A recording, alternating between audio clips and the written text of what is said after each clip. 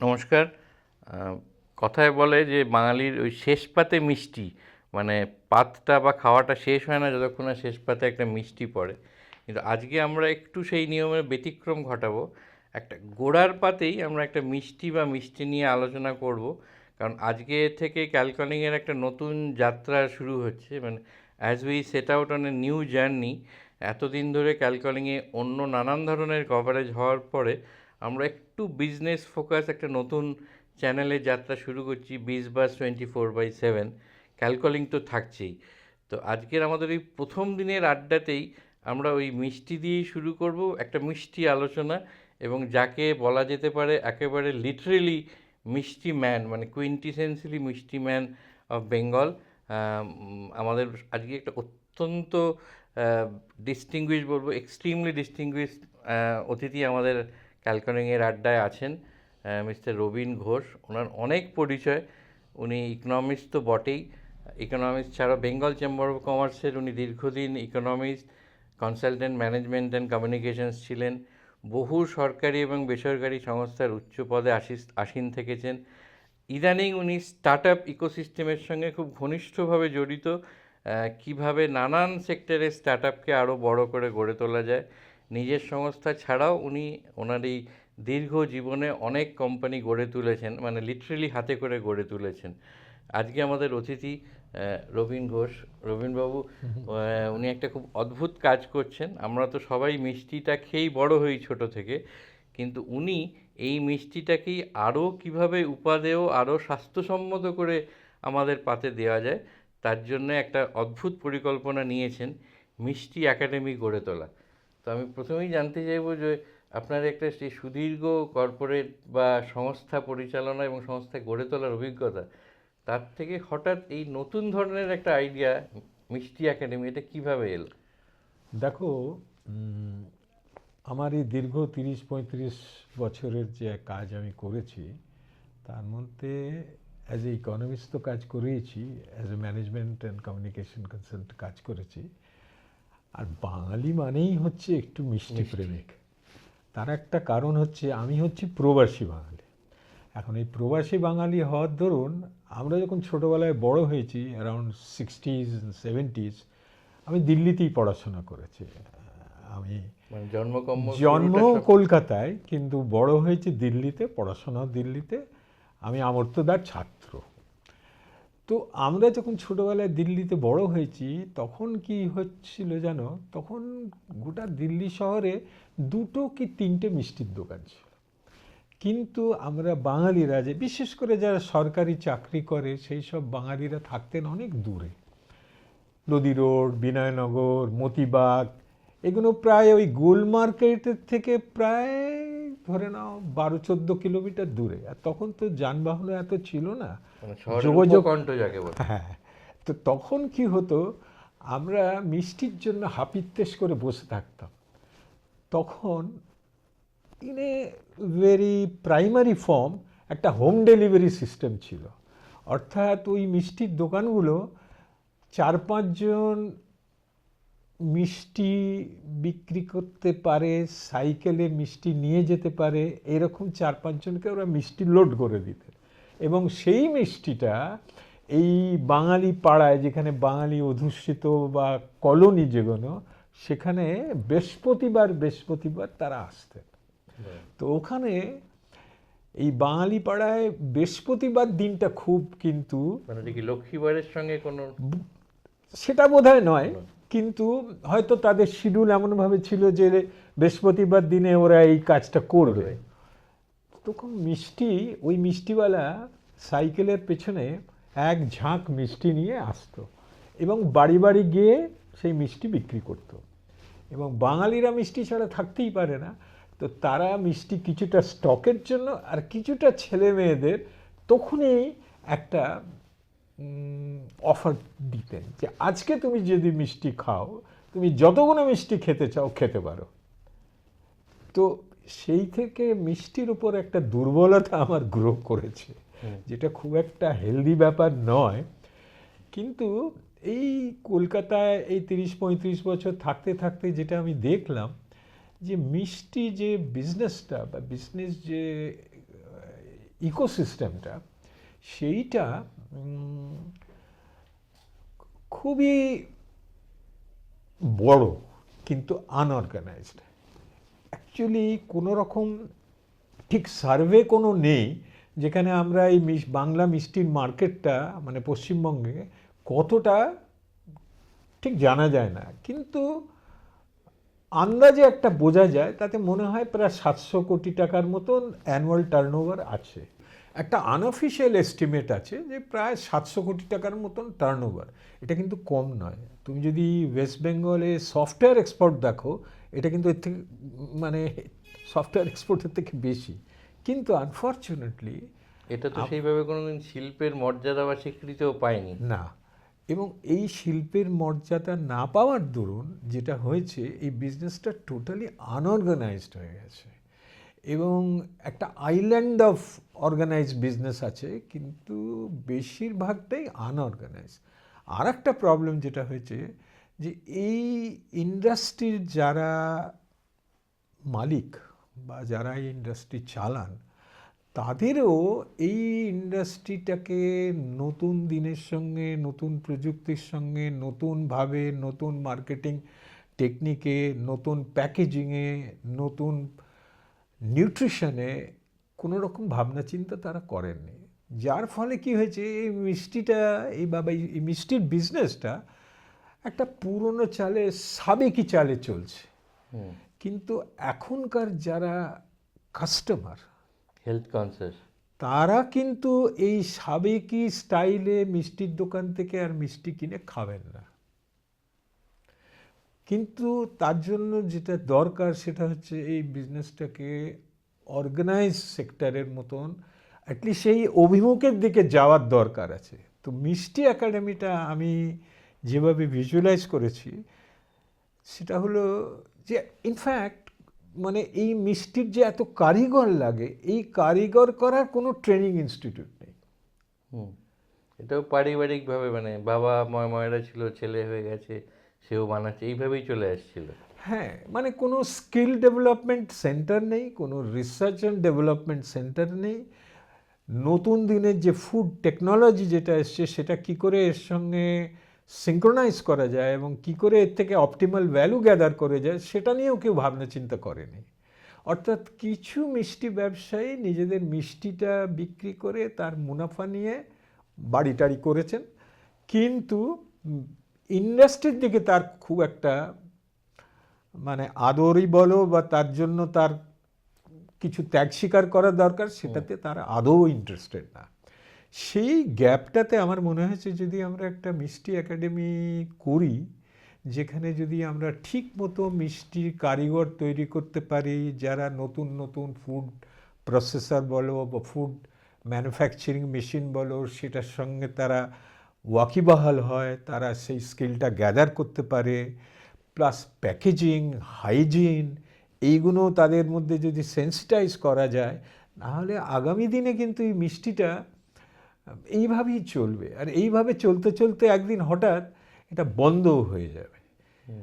এটা খুব আনফর্চুনেট যে আজকে ভারতবর্ষের যে কোনো জায়গায়, আমি তো অনেক জায়গায় ঘুরি, যে কোনো জায়গায় যাওয়া, যেহেতু আমি নর্থ ইন্ডিয়াতেই মানুষ, দিল্লিতেই মানুষ, সেখানে অবাঙালিরা বেঙ্গল সুইট হোম বলে ব্যবসা করে, কিন্তু সেগুলো আদৌ বাঙালি মিষ্টি নয় এবং সেই কোয়ালিটিরও মিষ্টি নয়। তো যেমন ওই বেনারসে আপনার বিশ্বনাথগুলির বাইরে সবাই বাঙালি পান জর্দার দোকান লিখে রাখে। হ্যাঁ, তো এখন এটা খুব আনফর্চুনেট যে আমরা আমাদের কোনো ব্র্যান্ড তৈরি করতে পারলাম না প্যান ইন্ডিয়াতে, রাইট? যেমন ধোসা একটা pan Indian rather world wide একটা আইটেম, আমরা সেরকম কোনো কিছু, কোনো প্রোডাক্টকে ফোকাস করে আমরা কোনো ব্র্যান্ড তৈরি করতে পারলাম না গোটা ভারতবর্ষে। তো আপনার একাডেমির একটা উদ্দেশ্য তাহলে থাকছে একটা ব্র্যান্ড হিসেবে বেঙ্গলি সুইটস একটা জেনারিক ব্র্যান্ড হিসেবে ওঠে।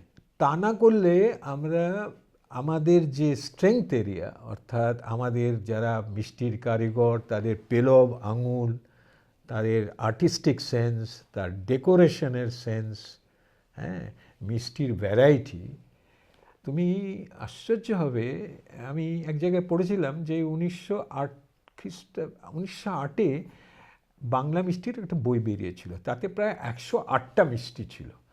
এখন সেই মিষ্টি প্রায় 70% হারিয়ে গেছে।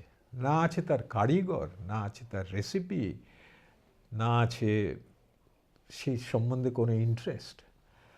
তো আর একটা উদ্দেশ্য মিষ্টি একাডেমির হলো যে আমরা এই হারিয়ে যাওয়া মিষ্টিগুলোকে আমরা ফিরিয়ে আনতে চাই, যাতে যাতে আমরা এই যে মিষ্টি যেগুলো হারিয়ে গেছে সেগুলোকে যদি ফেরত আনতে পারি এবং তার জন্য যদি কারিগর তৈরি করতে পারি, তাহলে এটা একটা বিরাট, মানে in terms of preservation of heritage একটা বড় কাজ হবে। কারণ ঐতিহ্য, মিষ্টিটা একটা বাংলার ঐতিহ্যের। যেমন বাঁকুড়ার ঘোড়া, হ্যাঁ, বা তাঁতের শাড়ি, তো বাঙালির একটা বড় প্রোডাক্ট হচ্ছে মিষ্টি, বিগ রেপার্টার। তো যে কোনো কারণেই হোক আমরা এইটাকে শোকেস করতে পারিনি, এটাকে নিয়ে কোনো ব্র্যান্ড বিল্ড আপ করতে পারিনি। আর একটা মজার ব্যাপার হলো এটা খুব লেবার ইন্টেন্সিভ। যতই এর মধ্যে অটোমেশন থাকুক, it is still labour intensive. মানে এমপ্লয়মেন্ট জেনারেশনেরও একটা সুযোগ থাকে আছে। হ্যাঁ, আমরা যদি একটা গোটা ভারতবর্ষে বাঙালি মিষ্টির যদি একটা চেন তৈরি করতে পারে, অথেন্টিক বাঙালি মিষ্টি, ইউ ক্যান ইম্যাজিন একটা মিষ্টির দোকান প্রায় 7-8 জনের এমপ্লয়মেন্ট জেনারেট করে মিনিমাম। তো করে, তাহলে এটার মধ্যে একটা এমপ্লয়মেন্ট পোটেনশিয়ালও কিন্তু লুকিয়ে আছে। হ্যাঁ, আর একটা প্রামাণ্য কাজও দরকার যে আমরা যেসব মিষ্টি হারিয়ে ফেলেছি তাদেরকে ফিরিয়ে আনতে হবে। এবং একটা মিষ্টির মিউজিয়ামও আমরা ভাবতে পারি, এটা আমাদের বড় হেরিটেজ।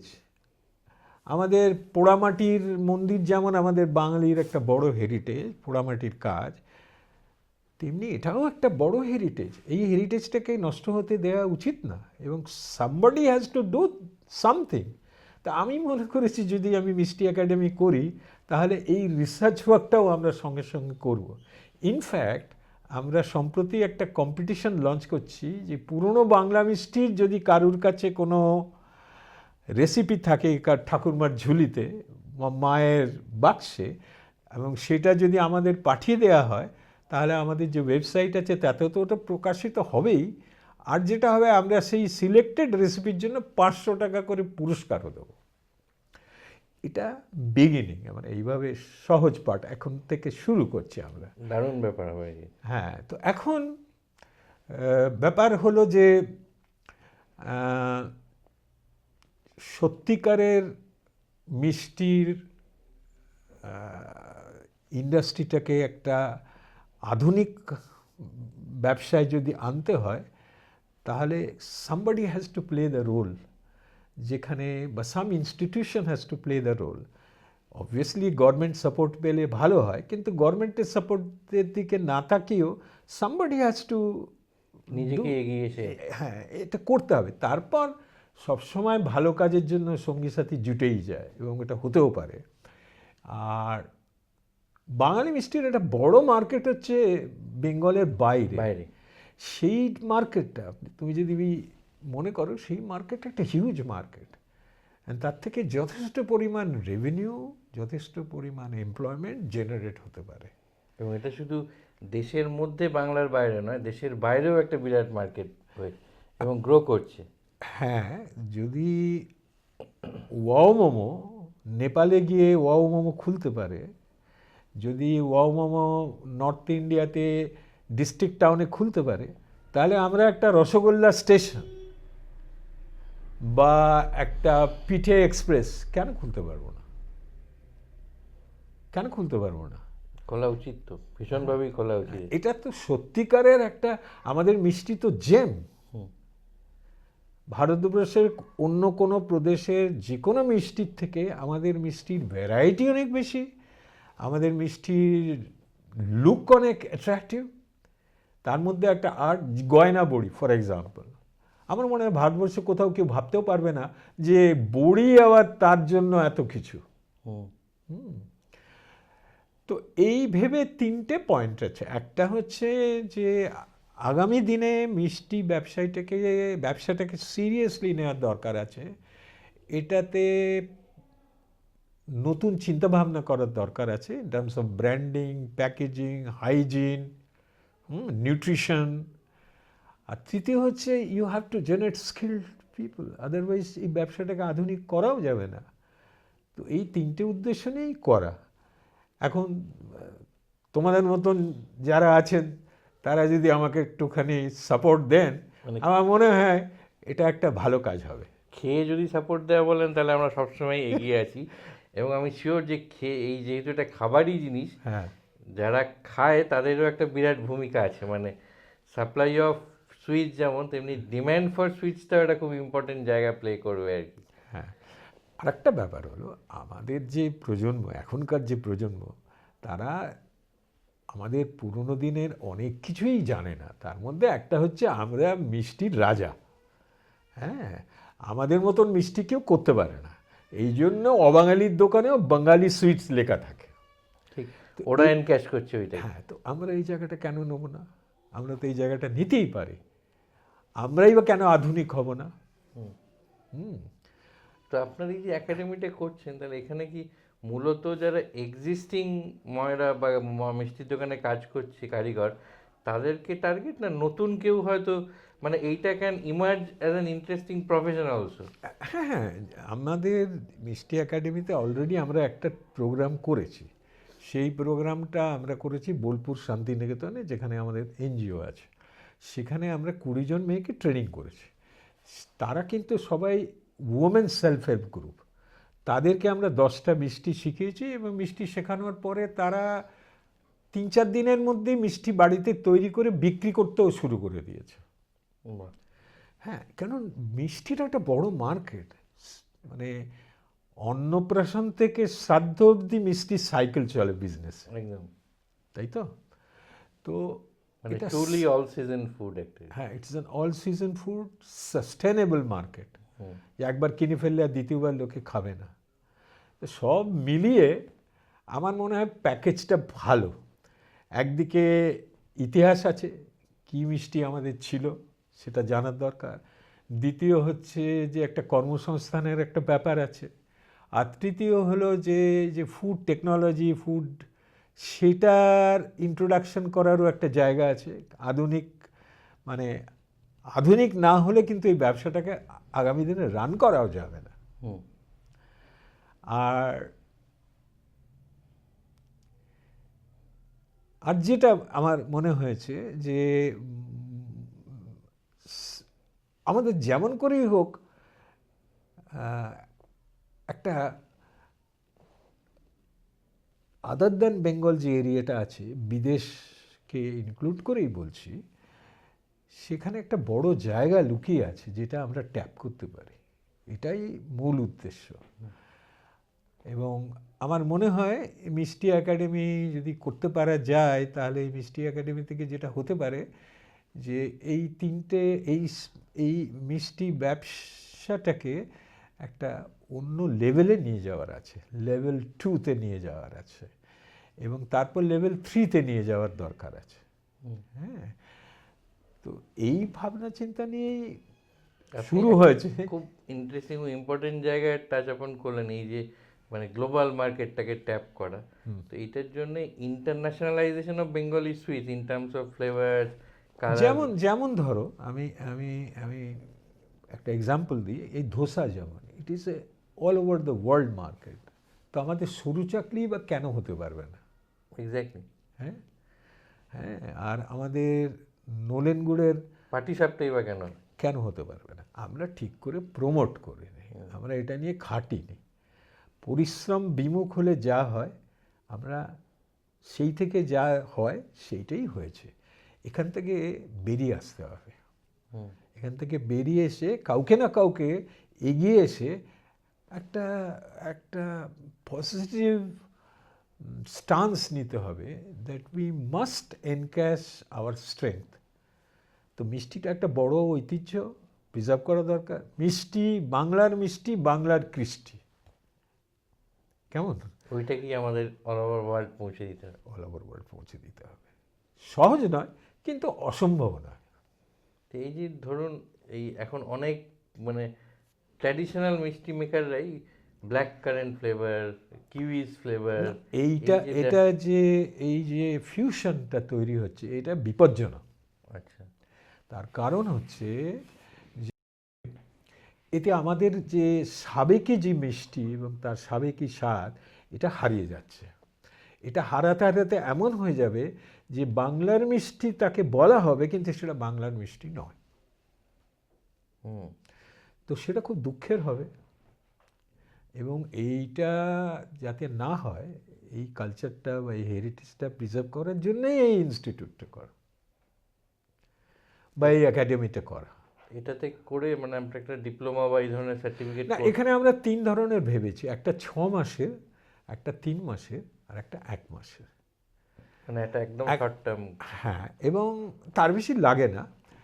এবং আমরা এই 3টে প্রোগ্রাম যেটা করব এই 6 মাস, 3 মাস, 1 মাস, সেটা রেসিডেন্সিয়ালও করার চেষ্টা করছি, যাতে এই ধরনের একটা মানে ডিপ্লোমা বা সার্টিফিকেট হলে তারা মিষ্টির দোকানে বা নিজেরাও মিষ্টির দোকান করে ভালোভাবে চালাতে পারবে।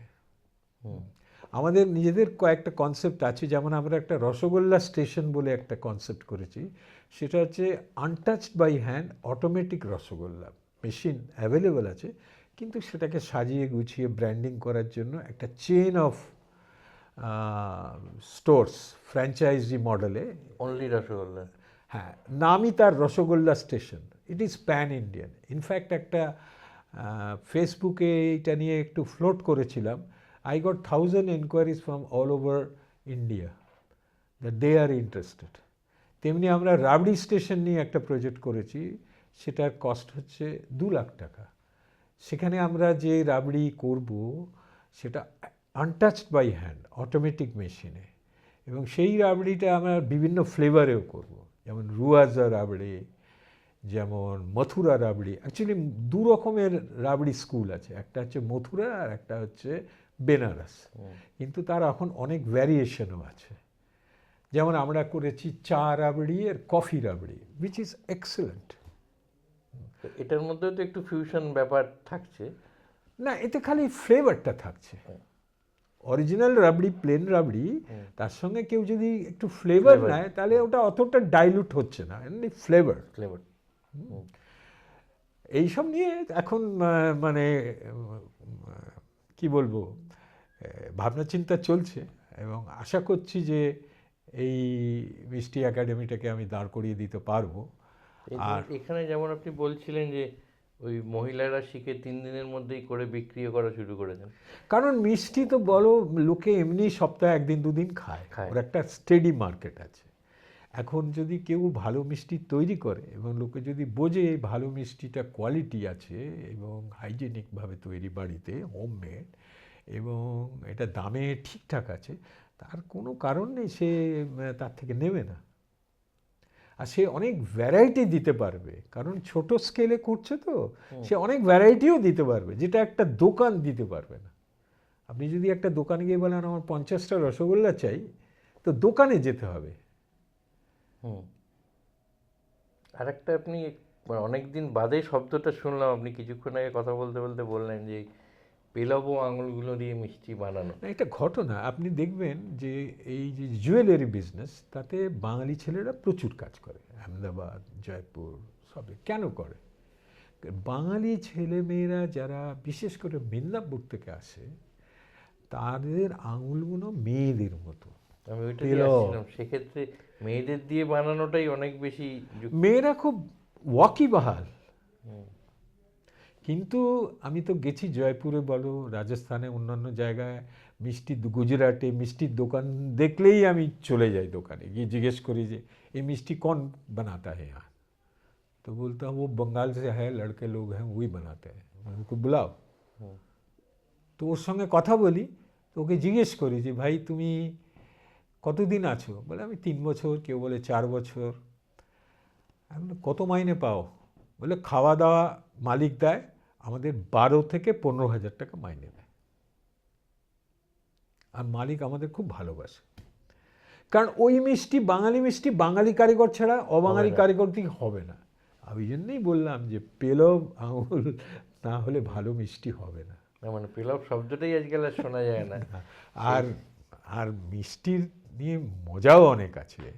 যেমন মুর্শিদাবাদের নবাব খুব মিষ্টি খেতে ভালোবাসতেন, তো উনি প্রায় 50টা মিষ্টি তৈরি করেছিলেন নানা রকমের, সেখানে অনেকটাই হারিয়ে গেছে।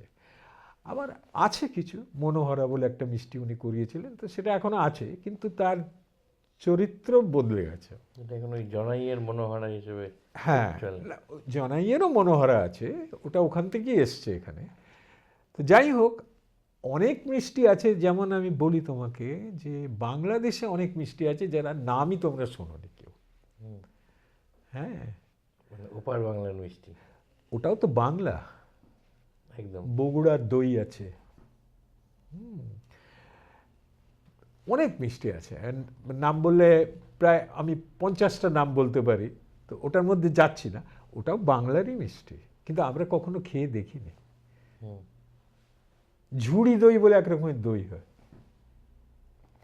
ঝুড়ি দইটা কিরকম? অত ডিটেলে আমি বলতে পারবো না, এইটুকু বলতে পারি দইটা কিন্তু যখন দেওয়া হয় একটা ছোট ঝুড়িতে দেওয়া হয়, আচ্ছা। এবং দইটা তৈরি করার সময় একটা ঝুলিয়ে রাখে তৈরি হওয়ার পর, মানে হার্ড দই অ্যাকচুয়ালি। হ্যাঁ, এরকম অনেক আছে। রসমঞ্জরি বলে একটা মিষ্টি আছে, নামই হয়তো তোমরা শোনোনি, এদিকে কেউ শোনেও নেই। তো ওদেরও যে ডিস্ট্রিক্টগুলো আছে, চিটাগাং থেকে, বগুড়া থেকে, ময়মনসিংহ, প্রত্যেকটা ডিস্ট্রিক্টের ওদেরও ইউনিক মিষ্টি আছে যেগুলো আমরা জানিও না, এবং ভালো ভালো মিষ্টি আছে। তো এই সব নিয়ে একটা তো চর্চা করার জায়গা থাকা দরকার।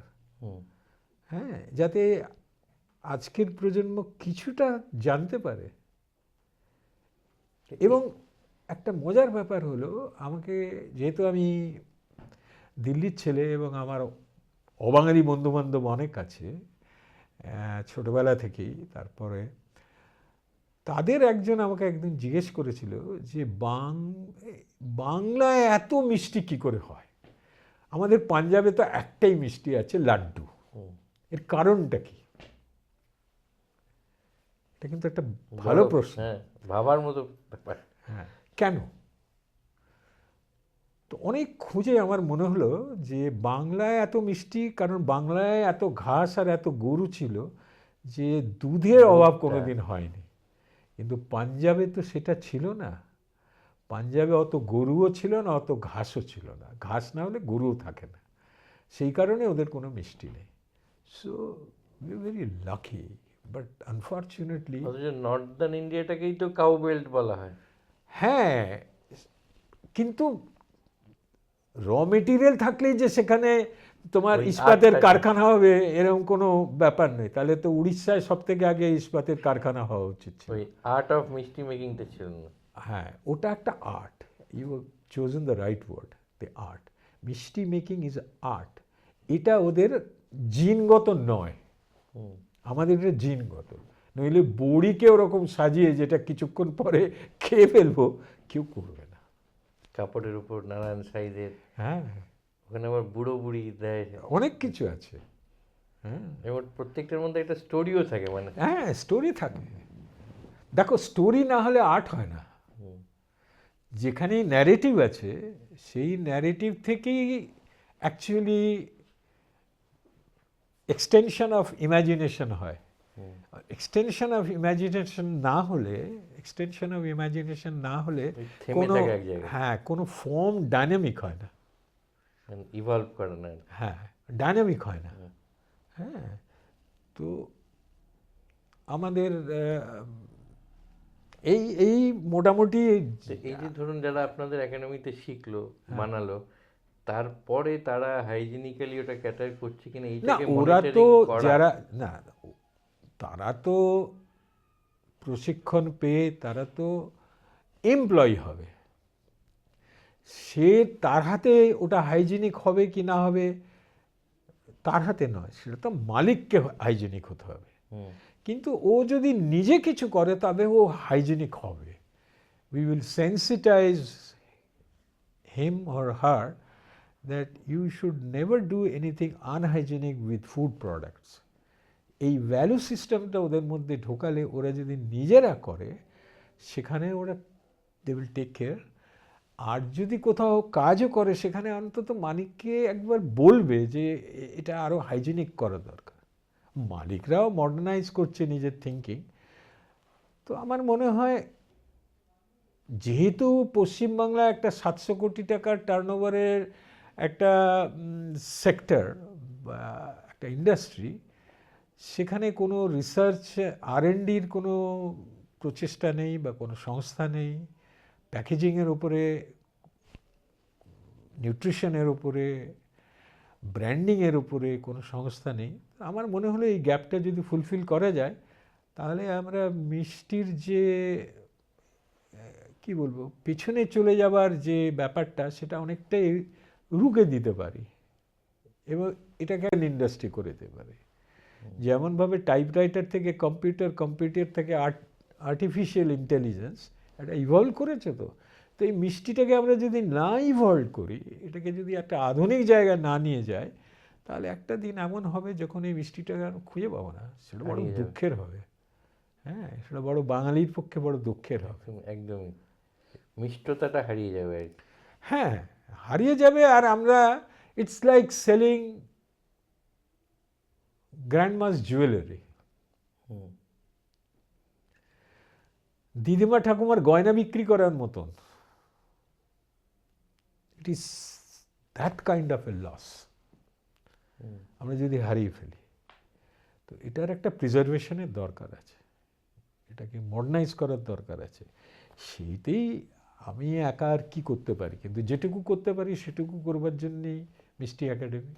তা আপনি যেহেতু ভীষণভাবে স্টার্ট আপ ইকোসিস্টেমটার সঙ্গে জড়িত, হ্যাঁ, বহু স্টার্ট আপকে গড়ে তুলতে সাহায্য করেন, সেই জন্য এটা জিজ্ঞাসা যে মানে ধরুন ট্রেনিং নিল একটা পার্ট, এবার তারা যদি নিজেরাই কিছু করতে চায় এই ফিল্ডে, তাদেরকে হেল্প করা, ইনকিউবেট করা, এই সংক্রান্ত কিছু? অ্যাকচুয়ালি তুমি একদম রাইট জায়গায় এই প্রশ্নটা করেছো।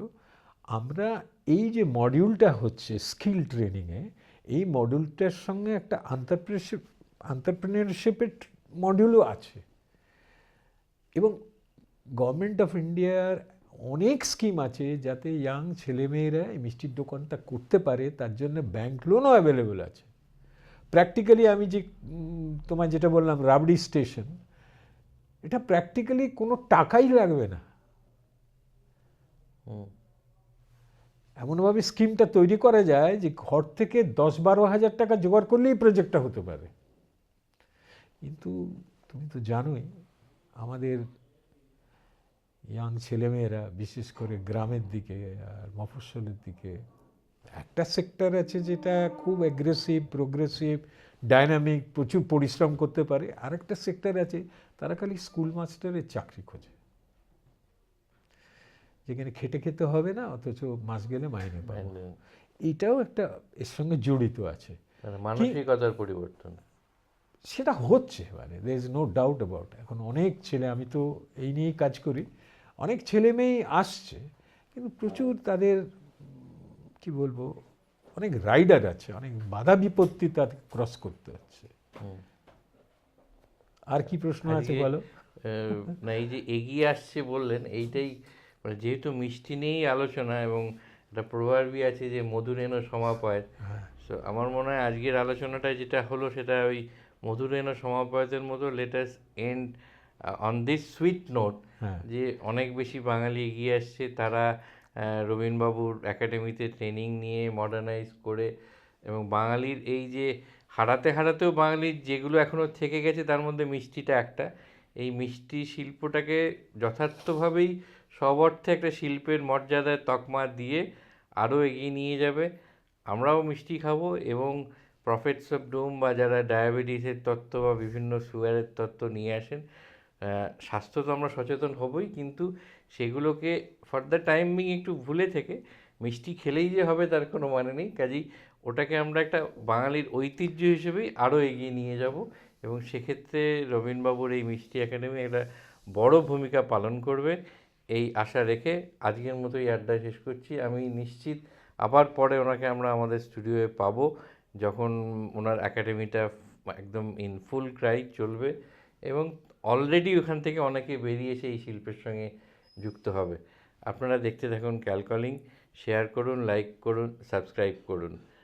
নমস্কার।